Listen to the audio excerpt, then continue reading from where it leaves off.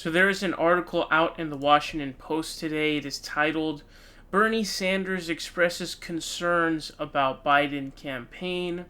Now, just 5 days ago, there was an article, also 6 days ago in the Washington Post, there was an article that was basically sourcing based off an anonymous banker who was basically telling the donors and Wall Street who are donating to Joe Biden's campaign, like, hey, all that stuff that Joe Biden's campaign is saying about AOC's policies and all this stuff, that's just for the Warren supporters. That's not actually hard policy or anything like that.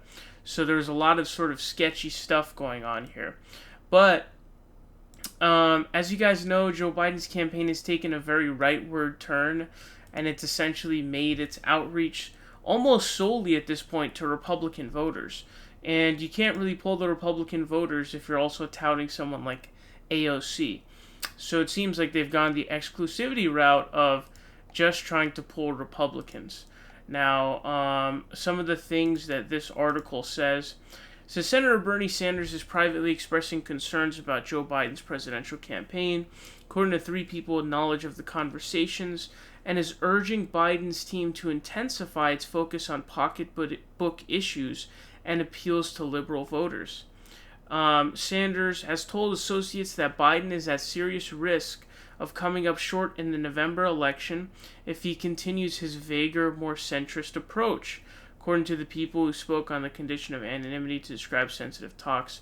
It goes on to say the senator has identified several specific things that he wants, and the things that he wants are Joe Biden to focus more on healthcare and also to campaign more closely with progressives such as AOC. Okay, so it says, asked for comments, Sanders' team provided a statement from Faiz Shakir, Senator's campaign manager in the presidential race, saying that Sanders is working as hard as he can to get Biden elected, but has advised some strategic adjustments.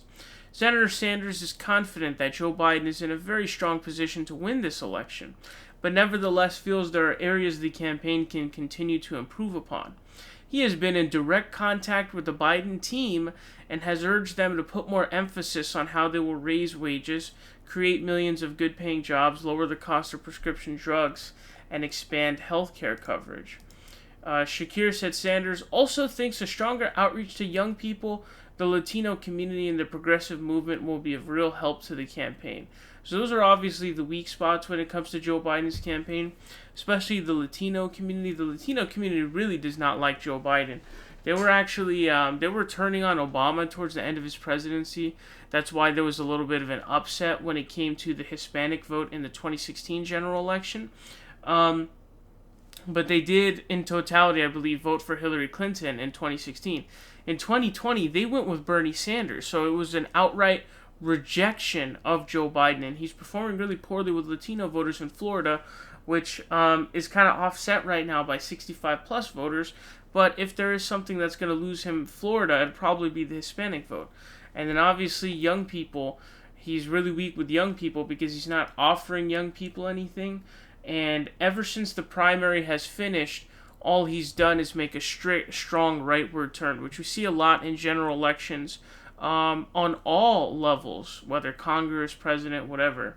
Anytime the primary is over, it's let's shaft the people who are the base of the party and let's instead go towards the right wing. So that's kind of what's going on here. And so that's what they're trying to do. But it goes on. It says, but Sanders has come to worry about the Biden's campaign's prospects, even as the Democratic nominee leads Trump in national polls. Surveys in some potentially pivotal states show a closer race between Biden and Trump, stoking nervousness among Democrats still traumatized by Clinton's 2016 defeat. I want to say that I have not seen any close polls. Virtually all the Wisconsin and Rust Belt polls that I've seen actually have Biden up 7 or 8 points.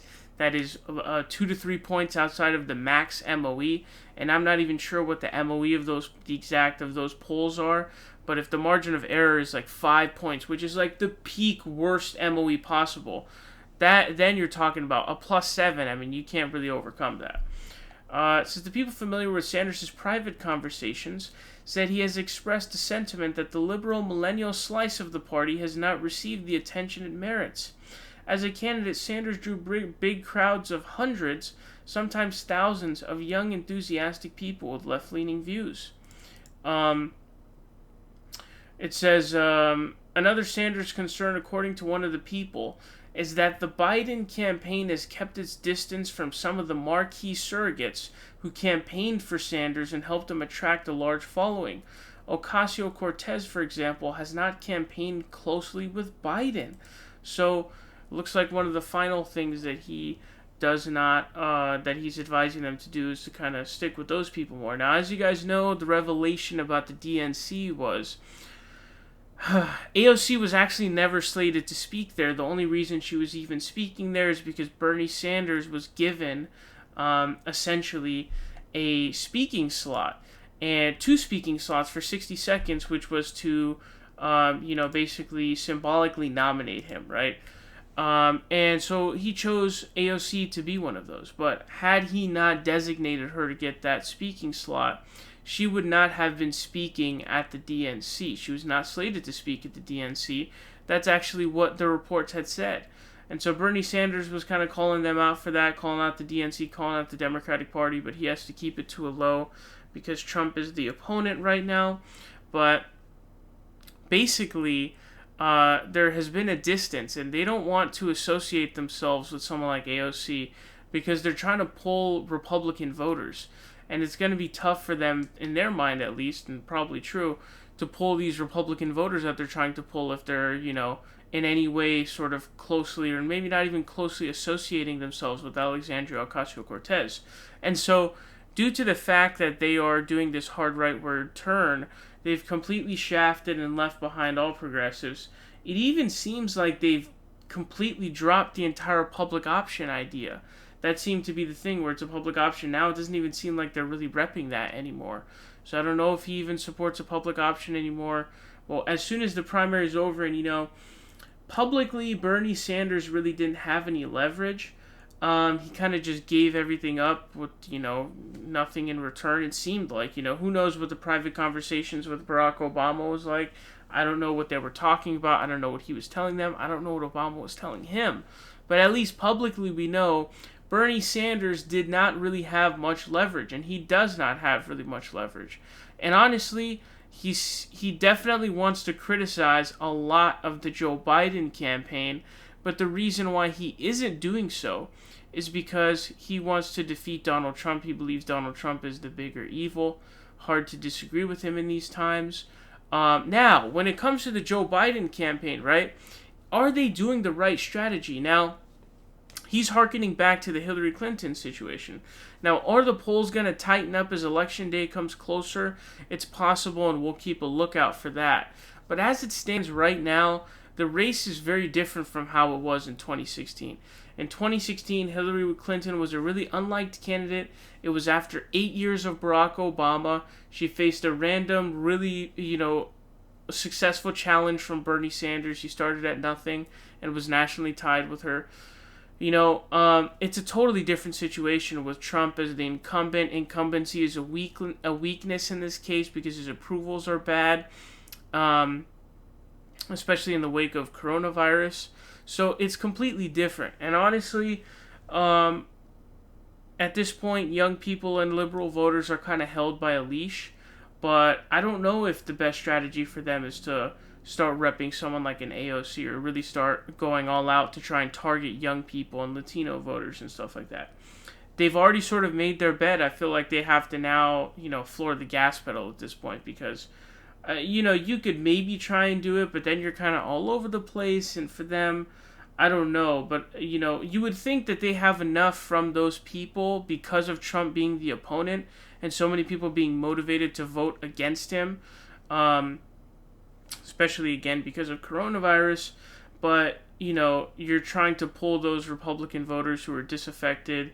And this time will prove whether or not that's a real statistic or not, whether that's a real demographic or not. Because in 2016, people hate Hillary Clinton's guts. Joe Biden is actually kind of liked by some of the Republican politicians even, especially when it comes to negotiating. So, I don't know. I don't know if that's the best route for the Joe Biden campaign to go. Honestly, at this point, maybe you try to toss like a subtle bone to the progressive movement, but honestly, you probably just want to kind of, I don't know, just try to pull as many votes as you can from, I guess, disaffected Republicans, and then, assume people are going to vote for you because of how motivated they are against Donald Trump. You kind of already set yourself up that way, so that's kind of how you have to go. But Bernie doesn't really seem to have much leverage in this situation.